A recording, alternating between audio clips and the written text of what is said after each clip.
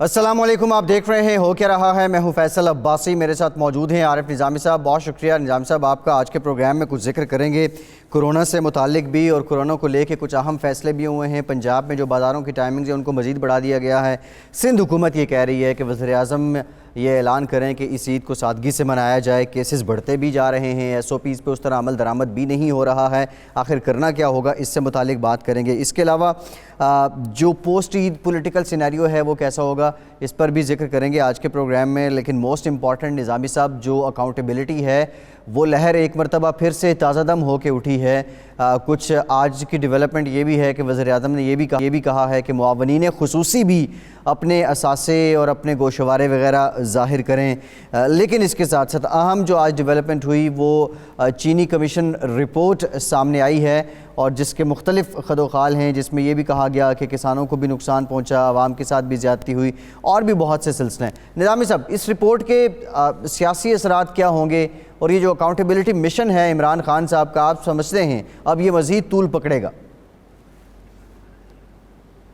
ایک تو قابل تعریف بات ہے کہ انہوں نے اس رپورٹ کو پبلک کر دیا، اس کو خفیہ نہیں رکھا۔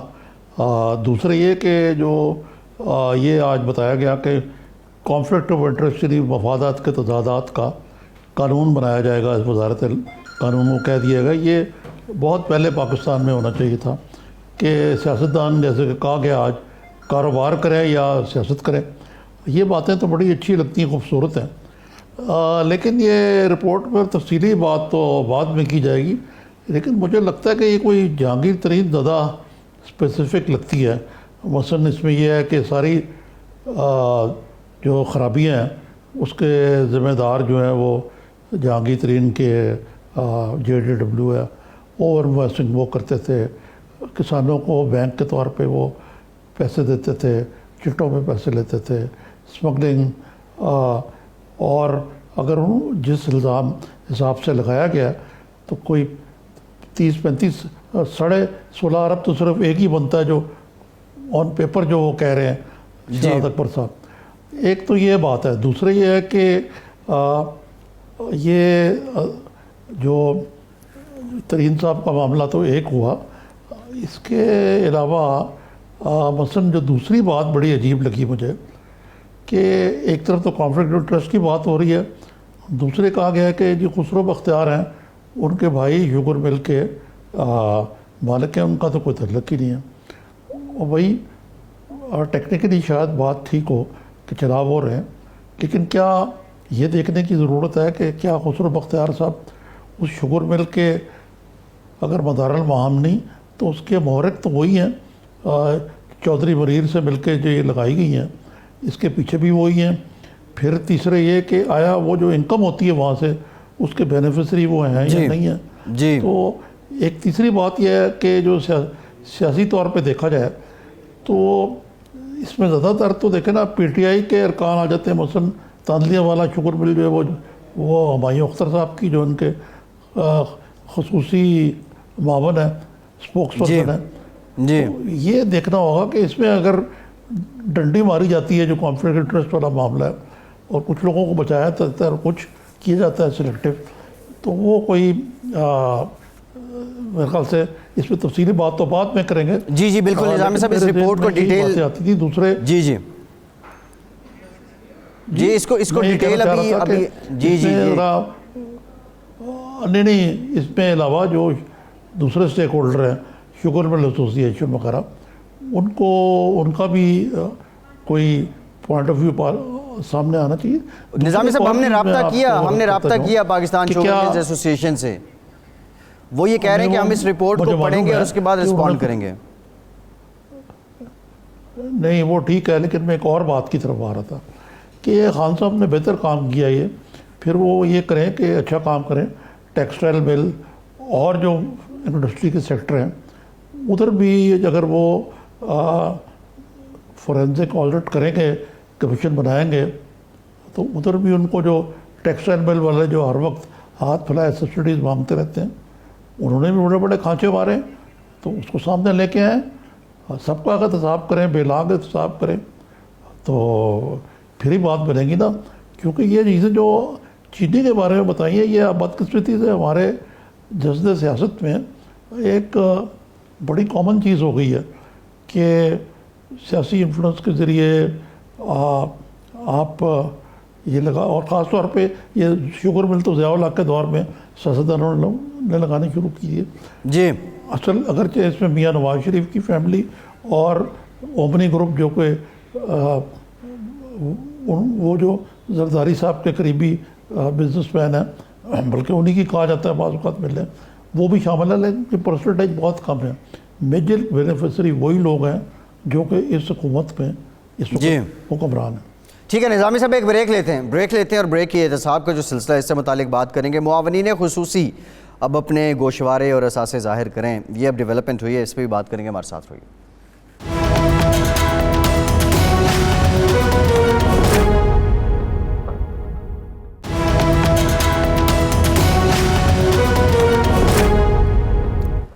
بریک کے بعد ایک بار پھر سے آپ کو خوش آمدید کہیں گے. بریک میں ہمیں سینیٹر ولید اقبال صاحب نے بھی جوائن کیا. بہت شکریہ ولید صاحب آپ کے وقت کا. آپ سے بھی گفتگو کرتے ہیں. نظامی صاحب، یہ جو اب سارے معاملے ہیں، آج ایک اور خبر رپورٹ ہوئی کہ وزیر اعظم نے معاونین خصوصی سے بھی کہہ دیا کہ اپنے اثاثے اور اپنے گوشوارے وغیرہ عوام کے سامنے لائیں، ان کو بھی ظاہر کریں. اب یہ جو آپٹکس ہیں، تو وہ احتساب کا جو مشن تھا جس نام پہ عمران خان صاحب نے ووٹ لیے تھے، وہ اب بلا تفریق آگے بڑھے گا، خواہ ان کی اپنی پارٹی کی لوگ کیوں نہ ہوں. نظامی صاحب. ہاں، یہ تو وزیر برائے ہوا بازی جو ہیں غلام سرور صاحب نے معاملہ اٹھایا تھا، لیکن خان صاحب نے تھوڑی سی اس معاملے میں مصلحت پسندی سے کام لیا، یا ان کی نظر سے گزر گئی بات کہ انہوں نے ایک تو ایسٹس تو ایک معاملہ ہے، دوسرے انہوں نے کہا تھا یہ بیگ اٹھا کے آتے ہیں لوگ اور بیٹ اٹھا کے چلے جاتے ہیں. ان کا اشارہ یہ تھا کہ ان کا پاکستان سے کوئی تعلق ہی نہیں ہے، اور اس ضمن میں انہوں نے دوہری شہریت کی بھی بات کی تھی. تو ان کا دوہری شہریت کا تعین ہونا چاہیے کہ مثلاً جو زلفی بخاری صاحب ہیں، وہ کس باغ کی مولی ہیں، کہاں سے آئے، اور ان کا ترہ امتیاز صرف یہی ہے کہ وہ معاون خصوصی کے علاوہ خصوصی دوست بھی ہیں پی ایم کے، اور اگر ان کی دوہری شہریت ہے تو یہ صرف پابندی جو ہے ان 27 وفاقی وزراء پہ نہیں ہونی چاہیے، بلکہ جو معاونان خصوصی اور ایڈوائزر ہیں ٹھیک ہے ان پہ بھی ہونی چاہیے. اس کا اسپرٹ کا تقاضا ہے. تو اس لحاظ سے ان کا یہ مطالبہ جو ہے سراسر جائز ہے. جی اچھا، ولید صاحب کی طرف آتے ہیں. ولید صاحب، یہ احتساب کا مشن، آج کی رپورٹ اور پھر اس طرح اور جو ڈیسیجنز ہیں وہ سامنے آ رہے ہیں. بیچ میں کچھ ڈیلے بھی تھا، اپوزیشن یہ بھی کہہ رہی تھی کہ یہ احتساب بڑا سلیکٹیو ہے کچھ لوگوں کو لے کے، اپوزیشن کو لے کے. اب آپ کی کیا رائے ہے؟ کیا وہ ویژن جس کے بلبوتے پہ ووٹ ملے تھے وہ پورا ہونے جا رہا ہے؟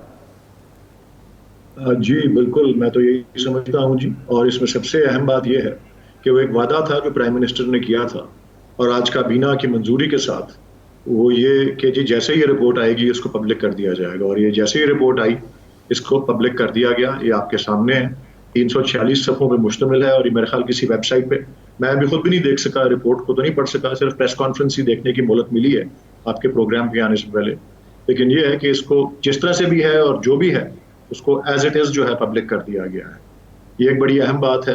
اور اس کے علاوہ جو آپ نے بتایا کہ جی حالانکہ قانون میں اس کی کوئی پابندی ایسی یا کوئی ایسا لازم نہیں ہے، لیکن یہ جو غیر منتخب افراد ہیں ان کے حوالے سے، لیکن یہ خصوصی معاونین اور یہ مشیر وغیرہ جو ہیں ان سے بھی، حالانکہ قانون ان پہ لازم نہیں کرتا، لیکن ان کو بھی یہ ہدایت دی ہے پرائم منسٹر نے کہ اپنے اثاثوں کو جو ہے وہ ان کے گوشوارے دیں اور ان کو پبلک کیا جائے گا، تاکہ یہ تعین، مقصد اس کا یہی ہوتا ہے کہ جو پبلک آفس ہولڈرز ہیں وہ پبلک آفس ہولڈ کرنے کے بعد تمام عوام کو اور اس کے علاوہ متعلقہ حکام کو بھی اس بات سے آگاہی ہونی چاہیے کہ ان کے اثاثوں میں کوئی کمی بیشی ہوئی ہے ایسی کہ جن کا ان کے سرکاری ذمہ داریوں سے تو کوئی تعلق تو نہیں ہے کہیں.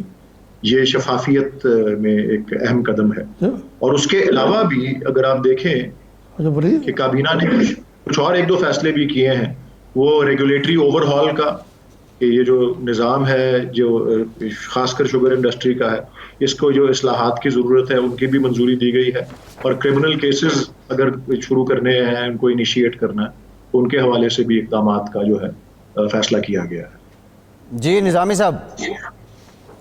لیکن جی ولید صاحب یہ بتائیے کہ یہ تو بڑا اچھا ہے، آپ نے بتایا کہ یہ دوہری شہریت کا معاملہ تو ٹھیک ہے، سوری جو ان کے ایسٹس ڈکلیئر کرنے کا، لیکن یہ دوہری شہریت بھی تو اتنا ہی بڑا ایشو ہے، اس کو کیوں اگنور کر دیا گیا؟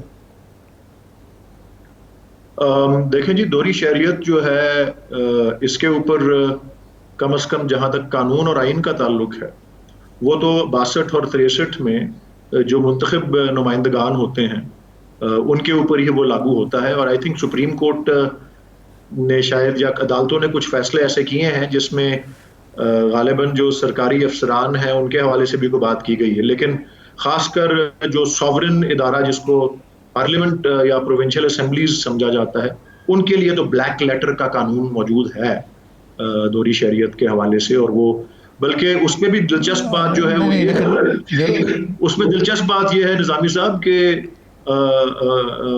ایک آج سے اگر آپ 8-9 سال پیچھے چلے جائیں، یا غالباً اس سے زیادہ نہیں 10-12 سال، حالانکہ یہ آئین میں 1985 سے ہے، لیکن یہ 10-12 سال پہلے سے یہ نافذ، یہ 10-12 سال ہی پہلے ہوا ہے جی ان جی کے لیے بھی۔ جنرل مشرف کے شوکت عزیز کے کیبنٹ میں خاصی تعداد تھی لوگوں کی جو دوہری شہریت رکھتے تھے، لیکن اس وقت یہ نافذ نہیں ہوا تھا، لیکن یہ نافذ بعد میں ہونا شروع ہوا ہے۔ جی نظامی صاحب کچھ کہنا چاہ رہے ہیں آپ؟ ہاں نہیں، یہ تو میں کہہ رہا ہوں ولی صاحب کہ یہ جو ماضی میں تو جو کچھ ہوتا رہا، آپ کی حکومت تو آئی اسی لیے نیا پاکستان ہے، نئی جہتیں ہیں، نئے طریقے ہیں، ان پرانے پاکستان میں تو سب کرپٹ تھے آپ کے مطابق۔ تو دوسرا یہ ہے کہ یہ وہ لوگ جو کہ کیبنٹ کی میٹنگ میں بیٹھتے ہیں اور اگر وہ دوہری شہریت رکھتے ہیں، یہ تو اس قانون کی اسپرٹ کے خلاف ہے۔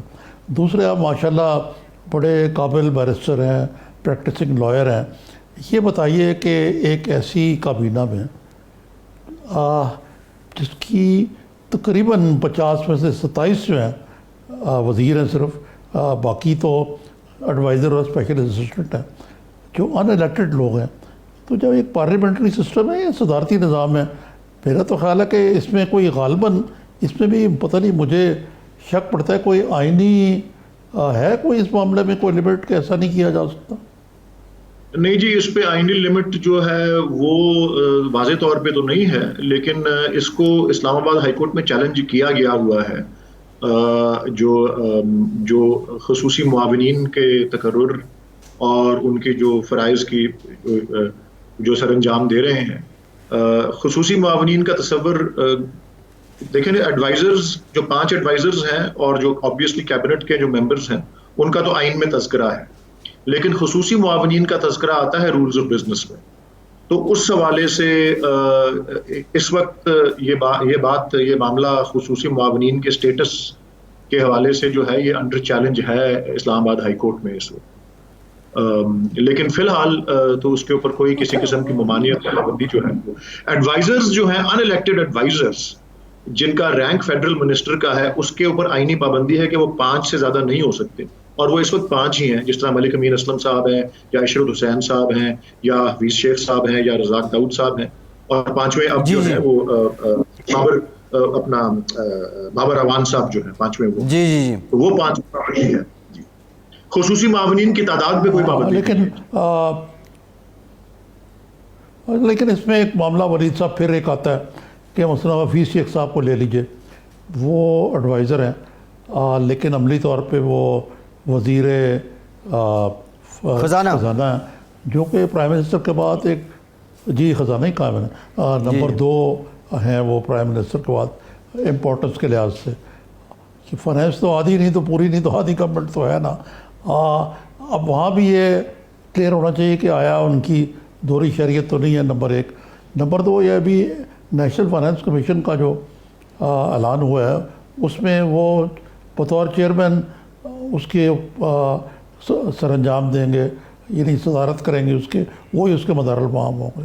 لیکن آئین یہ کہتا ہے کہ جو میری بھی انٹرپریٹیشن ہے اور میں نے دیکھا ہے کچھ پہ اعتراض بھی ہوا ہے، شوکت ترین صاحب نے مجھے بتایا کہ وہ بھی ایڈوائزر تھے، پھر ان کو سینٹ میں کی سیٹ دلوا کے ان کو فل فلیج منسٹر بنایا گیا۔ تو یہ اتنی بڑی کانسٹیٹیوشنل انوملی جو ہے وہ کیوں چھوڑ دی گئی ہے؟ اس کو کریکٹ ہی کرنا پڑے گا ان کو۔ دیکھیں جی، اس پہ بھی آپ اپنی رائے رکھ سکتے ہیں اور میں اپنی رائے رکھ سکتا ہوں، لیکن یہ معاملہ بھی حتمی طور پہ تو اس پہ وہی لاگو ہوگا جو کہ ایک آئینی عدالت جو ہمارے یہاں ہائی کورٹس اور سپریم کورٹ کے پاس اختیار ہے. اور یہ معاملہ جو آپ نے ریز کیا ہے یہ بھی ابھی آج سے 5 یا 6 دن پہلے اس کو بھی اسلام آباد ہائی کورٹ میں جو ہے وہ جو ہے چیلنج کیا گیا ہے. یہ کہ ایک خصوصی خرم دستگیر صاحب نے چیلنج کیا ہوا ہے. جی خرم دستگیر صاحب نے کیا اور محسن شاہ نواز صاحب ان کے وکیل ہیں. یہ تو میں کل یا پرسوں ہوا ہے, یہ کل یا پرسوں ہوا ہے, لیکن کسی ایک اور شہری نے یہ کیس مجھے بتایا جی. لیکن میں یہ کہتا ہوں کہ جو چیزیں جس کو کہتے ہیں نا آپ پریما فیسائی نظر آتا ہے کہ الٹرا وائرس ہے اور یہ چیلنج ہو جائیں گی, تو ایک اتنی کمیشن جس کا تعلق ملک میں وسائل کی تقسیم سے ہے اور آج کل بڑا اہم یہ ہوا ہے, کیوں کہا جاتا ہے کہ یہ جو 10واں ایوارڈ تھا, یہ جو اس سے پہلے والا ایوارڈ تھا بلکہ 2010 والا, اس کو 7واں ایوارڈ نل اور وائڈ کرنے کے لیے اس کو بنایا گیا. 7واں لیکن 2010 میں آیا تھا نا. یہ 7واں ایوارڈ ہی ہے. یہ اس صورت میں بڑے احتیاط کرنے کی بار بار توسیع ملی ہے. 2 دفعہ میرے خیال 7ویں ایوارڈ کو ہی توسیع ملی ہے. جی ٹھیک ہے, آج بھی بالکل 2 دفعہ ملی ہے اس کو ولید صاحب. 2 دفعہ توسیع ملی ہے جی اس کو. اچھا یہ نظامی صاحب ایک تو یہ پوچھ رہے ہیں ولید صاحب کہ اگر یہ اتنے زیادہ چیلنجز ہو جائیں گے اور اتنے لیکوناز ہوں گے تو یہ معاملہ متنازع ہو جائے گا. دوسرا یہ جو آپ نے معاونین خصوصی والی بات کی ہے, یہی میرا جی اچھا چلیں ولید صاحب پہلے اس پہ رسپونڈ کر لیں. جو آپ کر رہے ہیں آپ ولید صاحب اس پہ رسپونڈ کر لیں. اتنے چیلنجز ہوں گے تو یہ تو متنازع ہو جائے گا معاملہ NFC والا کمیشن جو ابھی بنا ہے. نہیں جی, چیلنجز جو ہیں وہ تو ہر روز ہی ہوئی ہوتے ہیں. کسی کی بھی گورنمنٹ ہو, کانسٹیٹیوشنل جو ریمیڈی ہوتی ہے. اور جس طرح آج بھی ابھی شہزاد اکبر صاحب سے پوچھا جا رہا تھا کہ جی یہ شوگر ملز والے اس پہ کوئی رد عمل کریں گے, کوئی اسٹے لے لیں گے یا نہیں. دیکھیں اس کا تو ہر ایک کے پاس حق ہوتا ہے. کچھ کیسز میں اگریوڈ پارٹی کے پاس ہی حق ہوتا ہے اور کچھ کیس میں لامحدود حق ہوتا ہے. کوئی شہری بھی اٹھ کے جو ہے وہ ایک داد رسی مانگ سکتا ہے اپنا اعلیٰ عدلیہ سے. تو یہ تو روزمرہ کی ایک روٹین کی چیز ہوتی ہے. بہرحال جی یہ ایک ایشو ایک اس طرح کا ہے, آئی تھنک آپ کو بھی اس کی میتھمیٹکس کا اندازہ ہے کہ یہ جو 7ویں ایوارڈ اور اس کے آس پاس کے جو اہم اقدامات قانونی آئینی جو ہوئے تھے اس وقت 2010 میں, اس کے نتیجے میں ہوا یہ ہے کہ توازن جو ہے, اور یہ محسوس زیادہ اب کیا جانے لگ پڑا ہے کیونکہ 10 سال گزر چکے ہیں, کہ توازن جو ہے وفاق کا اور آپس میں صوبوں کا, اس میں اب کچھ اور جو آپ ویسے بظاہر تو لگتا ہے کہ جس طرح 42% ہے جو وفاق کے پاس آتا ہے, لیکن وہ ایکچولی 38% بنتا ہے جو وفاق کو ایونچولی ملتا ہے, اور باقی صوبوں کو یا خاص معاملات جو ہیں جو وار اگینسٹ ٹیرر اور اس طرح کے معاملات تھے, تو آپ نے دیکھا کہ 58 اور یا 56 یا 54 اور اس کا فرق بن رہا ہے کہ زیادہ صوبوں کے پاس جا رہا ہے اور وفاق کے پاس. یہ جو ولید صاحب ایک بریک لیتے ہیں, ولید صاحب ایک بریک لیتے ہیں, ذرا یہ ابہام بھی کلیئر کرتے ہیں. یہ کیا مسکنس ہے یا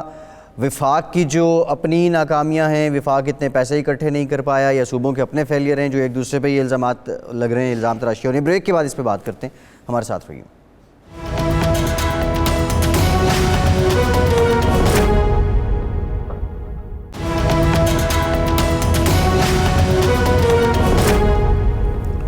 بریک کے بعد ایک بار پھر سے آپ کو خوش آمدید کہیں گے. ولید صاحب بریک سے پہلے آپ NFC کی بات کر رہے تھے, اس سے پہلے نظامی صاحب نے شوکت ترین صاحب سے متعلق بات کی تھی, جن کو سارا یہ 7ویں NFC ایوارڈ کا روح رواں سمجھا جاتا تھا.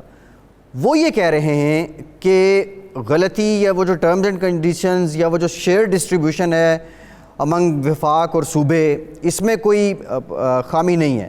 اصل میں ہوا یہ ہے کہ اس کے بعد حکومتیں جتنی آئیں وہ ٹیکس ٹو GDP نہیں بڑھا سکے, ریونیو اکٹھے نہیں ہوئے, اور اس وجہ سے یہ سارا معاملہ ہے. آپ کیا سمجھتے ہیں, یہی مسئلہ ہے یا وہ جو ڈسٹریبیوشن ہے اس میں کوئی پرابلم ہے؟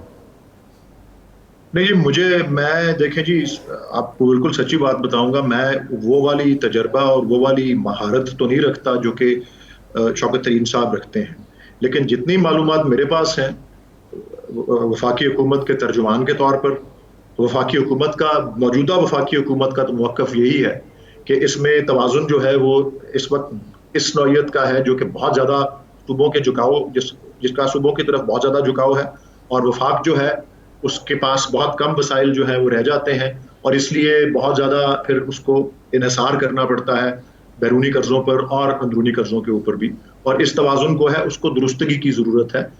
مجھے جہاں تک جو انفارمیشن میرے پاس ہے وفاقی حکومت کی پوزیشن، موجودہ پوزیشن کے بارے میں، وہ تو یہی ہے، اور ڈیفینیٹلی اس میں جو ہے کوشش بھی اس وقت فیڈرل گورنمنٹ اس کو فکس کیا جائے۔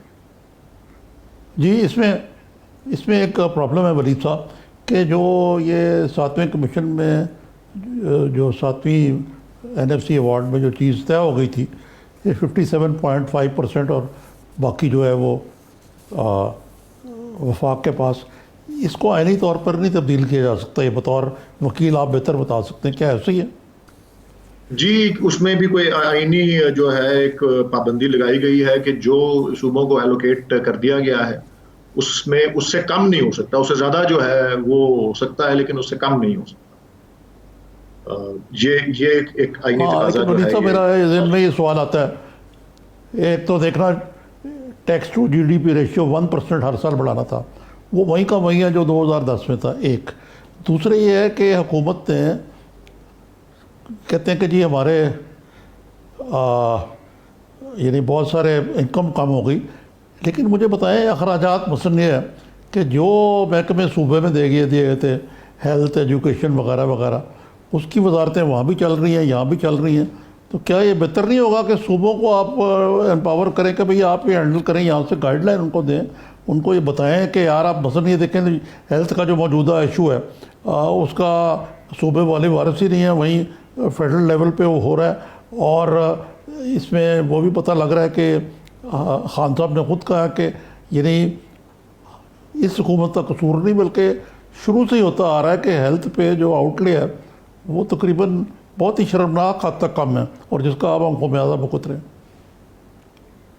جی، یہ دو جو سبجیکٹس ہیں، ہیلتھ والا بھی اور جو ایجوکیشن والا بھی ہے، اس میں وفاق کا رول جس طرح ابھی ہے اور 18ویں ترمیم کے بعد خصوصاً، وہ تو زیادہ ایک اوور آل پالیسی اور کوآرڈینیشن کا ہے، اور جہاں تک اس کی ٹیریٹوریل جو ہے یا جس علاقے پر وہ لاگو ہو سکتا ہے وہ تو اسلام آباد کی ٹیریٹری ہی ہے صرف زیادہ سے زیادہ، اور اس میں جو ادارے ہیں اور دونوں لوگوں سے، لیکن یہ بات جو ابھی شروع ہوئی ہے خاص کر پچھلے ایک آدھے مہینے میں زیادہ اس کو اہمیت کیونکہ اس ملی ہے، کیونکہ اسد عمر صاحب بھی اس پہ اسٹیٹمنٹ دے چکے ہیں، شاہ محمود صاحب بھی دے چکے ہیں، شفقت محمود صاحب بھی دے چکے ہیں کہ جو ڈیولوشن کی گئی تھی 2010 کی 18ویں ترمیم میں، اپریل میں جو 2010 میں ہوئی منظور، اس میں جو یہ 35-40 معاملات جو کلی طور پہ صوبوں کے پاس چلے گئے، ان میں کچھ ایسے تھے جن کی نوعیت جو تھی اصولاً ایسی تھی جن کو وفاق کے پاس رہنا چاہیے تھا، اور اس میں یہ دو زیادہ شعبے جو ہیں ہیلتھ اور ایجوکیشن، ان کے بارے میں ایجوکیشن خاص طور پہ کہ جی سارے ملک میں ایک یونیفارم نظام جو ہے وہ ضروری ہے، اور اس کی گائیڈنس جو ہے وہ فیڈرل سے ہی آنی چاہیے، اور ہیلتھ کے حوالے سے بھی، اور اس کا ایک سب پارٹ جس کو ہمیں دیکھنے کو بھی ملا، ڈرگ رجسٹریشن، جو جب ڈیوالو ہوئی تو پہلے 1-2 سال میں ہی مسائل آنے لگ پڑے، تو آئین کے آرٹیکل 144 کے تحت صوبوں نے خود ریزولوشن پاس کر کے اس کو واپس کک اپ سٹیئرز کر دیا کہ ڈرگ، اس کے نتیجے میں drug registration authority of Pakistan بنی، حالانکہ وہ موضوع بھی ڈیوالو کر گیا تھا، اور دنیا بھر میں یہ موضوع وفاق میں ہوتا ہے۔ تو کچھ ایسی کمی بیشی ہوئی ہے 18ویں ترمیم میں جس کو فکس کرنے کی ضرورت ہے، یہ تو ایک بات ہے۔ اور دوسری بات نظامی صاحب نے جو ٹیکس ٹو GDP ریشیو والی بات جو ہے بالکل درست ہے کہ 2010 کے بعد جو ہے اس میں بلکہ وہ نہیں بڑا کم ہوا ہے۔ ہماری گورنمنٹ کی سب سے اولین یہ 2018 کا کیمپین پرومس بھی تھا، اور آج کی یہ پریس کانفرنس اور آج کی یہ کارروائی اور اس کے آگے منسلک کارروائی بھی اس اعتماد کو بلڈ کرنے کے لیے ہے جو کہ وعدہ PTI اور خان صاحب کی طرف سے تھا کہ آپ کے عوام کے پیسے کو، ٹیکس کے پیسے کو کو محفوظ گارڈین بنیں گے، اس کی حفاظت کریں گے۔ سو کوشش یہی ہے کہ وفاقی سطح پر بھی اس کو بڑھایا جائے، اور یہ جو سب سے زیادہ خیرات دینے والی، شرح رکھنے والی قوم ہے وفاق، سب سے زیادہ خیرات والی، وہ سب سے کم ٹیکس دیتی ہے، جو ایک لیک آف کانفیڈنس شو کرتا ہے گورنمنٹ میں، لیکن اس کانفیڈنس کو بلڈ کرنے کی پوری کوشش ہے اس گورنمنٹ۔ ولید वली साहब ये आप बातें ठीक कह रहे हैं, लेकिन कोई आइन सहीवा आसमानी नहीं होता, it's a man made document, उसमें तरमीम हो सकती है। और ये बिल्कुल हो सकता जो 7वां वार्ड था उसकी रोशनी में जो तजर्बात हैं वो सब कुछ हो सकता है, लेकिन ये कंसेंसस बिल्डिंग से हो सकता है। बदकिस्मती से उसका मुकम्मल फुकदान है इस वक्त। यस एंड नो जी, मैंने देखा है कि जहां कंसेंसस बिल्डिंग की जरूरत पड़ती है वहां लोग कर भी लेते हैं। आपने भी देखा है साल के बिल्कुल शुरू में जिस तरह से वो सर्विसेज चीफ्स के बारे में एक्ट जो थी एक्सटेंशंस की वो पास हुई जिस तरह से, और बट उसके अलावा भी मैं एक जी लेकिन मैं एक बात अर्ज कर दूं, वैसे आईनी तरमीम के लिए मैं ये बिल्कुल हाइपोथेटिकल बात कर रहा हूँ।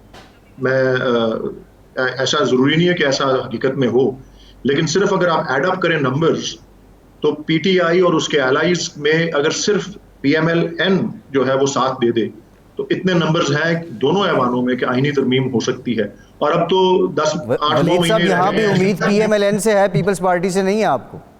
नहीं मैं अर्ज करता हूँ, मैं एक्सप्लेन करता हूँ उसको, लेकिन मैं जो अगली बात छोटी सी एक जुमले में कहना चाह रहा था वो ये थे कि 8-9 महीने में सेनेट की कंपोजिशन भी थोड़ी सी बदल जाएगी। हैविंग सेड दैट, मैं जो अर्ज करना चाहता हूँ कि वफाक की हुकूमत बनाने का आप माजी भी देख लें और मुस्तकबिल भी देखें, अगर आगे को तो आज की अपोजिशन कल की गवर्नमेंट भी हो सकती है। एक वफाकी अप्रोच समझाना और मनाने के हवाले से पीएमएल-एन मेरे ख्याल में ज्यादा ये इंक्लिनेशन रखेगी उसको समझने और मानने पर बनिस्बत पीपीपी के, जिसकी इलेक्टोरल परफॉर्मेंस से नजर आता है कि वफाक में उनकी है जो वो एक सूबे तक महदूद रह गए हैं और शायद वफाकी हुकूमत उनकी पहुंच से आने वाले वक्त में भी बाहर ही हो। और ये माजी को अगर आप देख लें, आपके सामने 10 साल का एविडेंस है 2 इलेक्शंस का।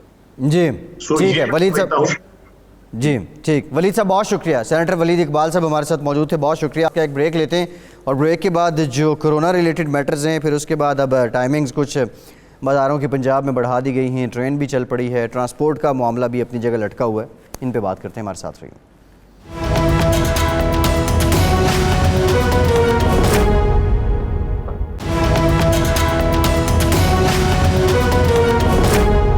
ब्रेक के बाद एक बार फिर से आपको खुशामदीद कहेंगे। पाकिस्तान में कोरोना के मर्ज़ के बायस जो अमवात हैं वो 1000 से तजावुज़ कर चुकी हैं। तकरीबन 48,000 के करीब जो लोग हैं वो मुतासर हो चुके हैं। लास्ट 24 आवर्स में जो नंबर सामने आया है 2000 से ज़ायद लोग हैं जो पॉजिटिव आए हैं। निज़ामी साहब, ये स्टैट्स हैं और कुछ जो ज़मीनी हक़ाइक़ हैं जो बाज़ारों में मार्केट्स में, उस पर भी बात करेंगे। लेकिन ईसीसी ने एक फ़ैसला किया है, जो इक़्तिसादी राब्ता कमेटी है मुशीर ख़ज़ाना हफीज़ शेख साहब की सरबराही में, कि कोरोना फ़ंड में से जो 10 अरब रुपए हैं वो कर्ज़ की अदायगी के लिए इस्तेमाल किए जाएंगे, पैसे उधर मुंतकिल किए जाएंगे। तो क्या पाकिस्तान के पास, हुकूमत पाकिस्तान के पास कोरोना से लड़ने के लिए वसाइल काफ़ी हो चुके हैं? भाई देखें, आपने जिक्र किया ना फ़िगर्स का, मैं आज ही फ़िगर्स देख रहा था अपने अखबार में, कल देखे आज किसी और अखबार में भी, कि 1 मई से लेके अब तक 3 गुना कोरोना मुतासरीन में इजाफा हो चुका है और हलाक होने वाले की तादाद दुगनी से ज़्यादा है। तो अब ये मल्टीप्लाई हो रहा है जब से लॉकडाउन को ईज़ किया गया, यानी जब से ये मई के शुरू से शुरू हो गया था ना मामला। तो सत्तो खैर है यहाँ तो अब मतलब ये इस किस्म की लगता है मुझे अप्रोच है कि सी no evil hair no evil, मतलब हम शुतुरमुर्ग की तरह अपने जो वो गर्दन है वो रेत के अंदर दबाई हुई है। ये इसका जो खमियाजा है हमें आइंदा आने वाले हफ्तों में भुगतना पड़ेगा यकीनन। बस यही है कि रियासत मदीना में को अल्लाह मियाँ ये हमारे ऊपर रहम करें और ये अमवात की तादाद ऐसे ही कम रहे, तो हम कहें कि चलो यार हम कोई गर्मी पड़ने के साथ साथ और ये जिस तरह वो ट्रंप ने वो खानी शुरू कर दी क्लोरोक्विन और उसके अपने डॉक्टर कह रहे हैं कि बड़ी है वो लीथल है और ये बिल्कुल मौजू नहीं है खाने के लिए, कोरोना के लिए। उसी तरह हम भी मतलब अटकल पचू चल रहे हैं। अब इसमें जो फ़ंड है इसका मतलब है कि हमारे पास वाफर फंड मौजूद है, सब कुछ मौजूद है, तो चलें आप इधर देते हैं। फिर ये क्यों कहते हैं कि जो डैम फंड जो है डैम के लिए था वो भी इधर ही बशीर ख़जाना इधर ही इस्तेमाल कर लें। जी निज़ामी साहब, یہ تو چلیں اب خیر اس پہ یہ جو ابہام ہے فنڈز کو لے کے اور وسائل کو لے کے اب یہ کلیئر تو ہونے چاہیے نا. تاثر تو یہی آتا ہے کہ فنڈ منتقل ہو گیا تو کرونا سے نمٹنے کے لیے وسائل ہمارے پاس کافی ہیں. آج وزیر اعلیٰ سندھ مراد علی شاہ صاحب نے یہ اپیل کی ہے پرائم منسٹر صاحب سے کہ پرائم منسٹر اعلان کریں کہ عید سادگی سے منائی جائے گی. ویسے تو عوام نے اپنے تئیں بھی بڑی حد تک سادگی ہی اپنائی ہوئی ہے, لیکن کیا سادگی سے مراد جب نیشنل لیول پہ کوئی ایونٹ سادگی سے منایا جاتا ہے تو اس سے مراد کیا ہوتا ہے نظامی صاحب؟ کیا سوال تھا آپ کا؟ آج وزیر اعلیٰ سندھ مراد علی شاہ صاحب نے پرائم منسٹر عمران خان سے یہ اپیل کی ہے کہ وہ اعلان کریں کہ عید سادگی سے منائی جائے. ہاں جی, یہ بڑا اچھا ہے, اور سادگی کے علاوہ اور بنا کیسے سکتے ہیں سوشل ڈسٹینسنگ کے زمانے میں. لیکن آپ کو پتہ ہے کہ عوام ہمارے جب ان کو متاثر ہو کے سب اچھا ہے, سب تو خیران ہے, ٹرینیں بھی چل رہی ہیں, جہاز بھی چل رہے ہیں, بازار بھی کھلے ہیں, ان کو اور ریلیکس کر دیا گیا, تو اس میں پھر مسئلہ کیا ہے؟ اچھا, ٹرینیں چلنے کا آپ نے نظامی صاحب ذکر کیا ہے. ٹرینیں تو چل پڑی ہیں لیکن آن لائن سسٹم جو ٹکٹنگ والا ہے بیٹھ گیا ہے, اور شیخ صاحب نے یہ اعلان کر دیا ہے کہ وہ کھڑکی کھول دی گئی ہے, پرانی کھڑکی جو ٹکٹ لینے والی ہوتی تھی. ایک طرف تو کہا جا رہا ہے کہ ہم خود احتسابی کے قائل ہیں, دوسری طرف مجھے بتائیں شیخ رشید صاحب کا کون سا سسٹم جو ہے ٹھیک ہے؟ وہ انہوں نے آج کہا کہ ریلوے پہ لاسز تو ہوتے ہی ہیں تو پبلک سروس ہے, پی آئی اے بھی ٹھیک ہے, پھر اسٹیل مل بھی ٹھیک ہے. وہ جو ہم ترمیم کی بات کر رہے تھے 8ویں یہ sorry N F C award کی بات کر رہے تھے, اس میں یہ بھی کہا گیا نا کہ صوبے جو ہیں نقصان پورا کریں, وفاق کی نالائکی کا, اس میں ریلوے اسٹیل مل وغیرہ شامل ہے. تو مقصد کہنے کا یہ تو ایک عجیب قسم کا, ٹرینوں کے حادثات بھی ہوں, وہ بھی کہیں کہ جی وہ اب میں آپ کو نرمی کرتا ہوں آئندہ سے دیکھوں گا. یار یہ میں تو آئی ایم سوری ٹو سے کہ لفاظی کے وزیر ہونا چاہیے ان کو, ادروائز نالائکی ہمارا ان کا تو رحم امتیاز ہے. اچھا, میں آنا چاہتا ہوں ایک اور. جہانگیر ترین نے ایک ٹویٹ کیا کہ میرے اوپر جھوٹے الزام لگائے ہوئے ہیں, میں کاروبار بڑی ایمانداری سے کرتا ہوں, ٹیکس بھی پورا دیتا ہوں, اور کاشتکاروں کو میں پورا ادا کرتا ہوں جو ہے ان کی, اور ٹرانسپیرنٹ ہے, اور میں ان ساری باتوں کا تفصیلی جواب دوں گا ایک چیز کا. لیکن مجھے لگتا ہے کہ یہ شہزاد اکبر صاحب کا تو ایک مطلب ہے ایک سٹائل ہی ہے کہ انہوں نے جس کو ٹارگٹ کرنا ہوتا ہے, شہباز شریف کو کرنا ہوتا ہے, تو سب سے بڑا مجرم ہے. آج کی رپورٹ ایسے لگ رہا تھا کہ وہ شوگر کے خلاف نہیں ہے بلکہ وہ جہانگیر ترین اسپیسیفک ہے اس کے خلاف ہے. یعنی کہ یہ بھی ایک حقیقت ہے کہ ان کا مارکیٹ شیئر جو ہے وہ 20% ہے. اس حوالے سے ہی از اے بگ اسٹیک ہولڈر. اور یہ آیا کوئی مونوپلیز کمیشن کے اندر آتا یا نہیں آتا, اگر نہیں آتا تو پھر انہوں نے کوئی قانون تو نہیں توڑا. ہاں, لیکن اس وقت تو لگتا ہے کہ ہر جرم جو ہے بلیک مارکیٹنگ وہ کی ہے, اسمگلنگ انہوں نے کی ہے کہ پشاور بیچی جاتی تھی افغانستان کے لیے شکر. جی, بینک وہ بنے ہوئے تھے کاشتکاروں کے لیے, اوور آل انڈر واسنگ وہ کرتے تھے, چینی کی بلیک وہ کرتے تھے, ایکسائز ڈیوٹی وہ بچاتے تھے. تو یہ تو اگر یہ ایسے ہوا تو اس کی, اور پھر ایک طرف تو یہ ہے, دوسری طرف یہ ایک اور جو بہت بڑے میجر پروڈیوسر ہیں شوگر کے, ان کے بعد وہ ان کے بارے میں کہہ دیا کہ ان کو تو مالک ہی نہیں ہے شوگر مل کے بھائی. جی, وہ تو وزارت نظامی صاحب ایگریکلچر کے جو فوڈ سیکورٹی تھی اب وہ محکمہ بدل دیا اس کا. جی نظامی صاحب, اچھا میں آپ سے یہ جاننا چاہ رہا ہوں, یہ ذرا سیاسی حوالے سے جہانگیر ترین وزیر اعظم عمران خان کے سب کچھ تھے, پی ٹی آئی کے سیکنڈ پرسن تھے عمران خان صاحب کے بعد, تو اب کیا جہانگیر ترین کا پی ٹی آئی کے ساتھ پھر کوئی پیچ اپ کوئی سلسلہ ہو سکتا ہے؟ اور کیا یہاں بھی وہی سلسلہ ہوگا, جہانگیر ترین نہیں, ہم نہ ہوں گے تو کوئی حمزہ ہوگا, تو جہانگیر ترین کی جگہ کوئی اور لے چکا ہوگا, اور اسی طرح وہ بھی وزیر اعظم کے ساتھ کنٹریبیوٹ بھی کر رہا ہوگا اور پارٹیسپیٹ. جی دیکھیں, یہ آپ نے اچھا سوال کیا. پہلے اسد عمر صاحب آؤٹ ہوئے, جہانگیر ترین صاحب پوری طرح ان تھے اس وقت بھی, پھر زیادہ ان ہو گئے, اب وہ آؤٹ ہو گئے. اور میرا نہیں خیال کہ اس رپورٹ کے بعد جہانگیر ترین کو اگر وہ خان صاحب کہے بھی تو غیرت مندی کا تقاضا یہ ہوگا کہ اب وہ پی ٹی آئی سے اپنا کوئی سروکار نہ رکھیں. یعنی انہوں نے یہ کہا کہ مجھے الزام جو لگائے ہوئے بڑا جھٹکا لگا ہے اس سے. جی تو یہ ایک معاملہ. اچھا دوسرا ایک اور معاملہ ہے کہ جہانگیر ترین صاحب تو ایک رہے کہ وہ کہتے ہیں صاف شفاف کریں گے. سوچنے کی بات یہ ہے کہ ان کے کون سی ایسی غلطی ہوئی جس کی وجہ سے خان صاحب ان سے اتنے متنفر ہو گئے. یہ بھی ایک ایسا مہمہ جس کا میں آپ سے سوال کر دیتا ہوں ناظرین سے بھی کہ اس کا وجہ کیا ہے. یہ بھی جاننے کی ضرورت ہے, ریسرچ کرنے کی ضرورت ہے. لیکن میں نے ویسے رپورٹ ٹیلی ویژن پہ دیکھی, ابھی دیکھیں کہ تفصیلی اس بات کا بھی کوئی جواب نہیں دیا گیا کہ چلے جہانگیر ترین صاحب تو ولن آف دا پیس ہوئے, باقی لوگ بھی ہوئے جو اس وقت یعنی اس میں اگر دیکھا جائے تو شوگر کی جو مارکیٹ ہے وہ زیادہ تر پی ٹی آئی کے لوگوں کے پاس ہے جو اس وقت وزیر ہیں یا کسی اہم عہدے پہ فائز ہیں.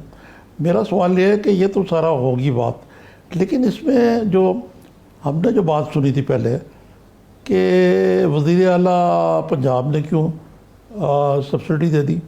جی اسی طرح نظامی صاحب یہ جو آپ کنفلکٹ آف انٹرسٹ کی بات کر رہے ہیں, یہ جو آپ کنفلکٹ نہیں, میں اور بات کر رہا ہوں جی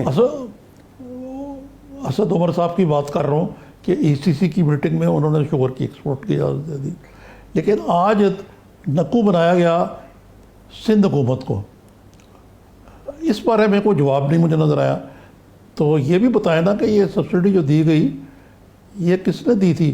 شہزاد اکبر صاحب جو ہیں ان کی میرے خیال سے بہت موٹی اینک لگاتے ہیں وہ, ذرا وہ اگر اس میں موجود ہے تو میں معذرت خواہ ان سے, لیکن مجھے نظر نہیں آیا کم از کم. نظامی صاحب شارٹلی میں اس پہ کمنٹ کر دوں. شہزاد اکبر صاحب نے جو کہا ہے, انہوں نے کہا کہ اسد عمر صاحب نے ای سی سی کے ذریعے اس کا اپروول دیا چینی ایکسپورٹ کرنے کا. سبسڈی وزیر اعلیٰ پنجاب عثمان بزدار نے دی, اور عثمان بزدار نے سبسڈی اس لیے دی کہ کسانوں کو بروقت ادائیگی ہو جائے گی. یہ بنیادی طور پہ شہزاد اکبر صاحب نے آج یہ کہا ہے. خیر ایک اور معاملہ نظامی صاحب, آپ کنفلکٹ آف انٹرسٹ کی بات کر رہے تھے. نہیں اس پہ بات میں اس کا جواب دے دوں ذرا. جی اس کو ایک اردو میں محاورہ ہوتا ہے, میٹھا میٹھا آپ کڑوا کڑوا تھو. جی بس ٹھیک ہے. اچھا کنفلکٹ آف انٹرسٹ نظامی صاحب, نور الحق قادری صاحب پہ بھی اب یہی الزام لگ رہا ہے کہ ان کے کوئی شراکت دار ہیں کاروباری, اور وہ جو سرکاری وہاں پہ پریمیسز ہیں ان کو وہ استعمال کرنے کی اجازت دی. نور الحق قادری صاحب نے اب نیب اس سے ریلیٹڈ تحقیقات کر رہا ہے. سرور خان صاحب بھی اب اسی طرح نیب کے شکنجے میں ہیں. وہ جو بلا تفریق احتساب کی کا نعرہ تھا, کیا اس کو جلا مل رہی ہے؟ کیونکہ جب علیم خان گرفتار ہوئے تھے تو تب بھی یہ تاثر آیا تھا, لیکن اس کے بعد ہم نے دیکھا کہ ایک ٹھنڈ ہو گئی تھی حکومت کو لے کے.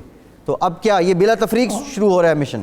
آپ یہ کہیں کہ نیب کے فوکس میں ہے, شکنجے میں نہیں ہے. شکنجے میں امیر شکیل الرحمان, شکنجے میں ہے شہباز شریف, شکنجے میں اور اپوزیشن کے لوگ.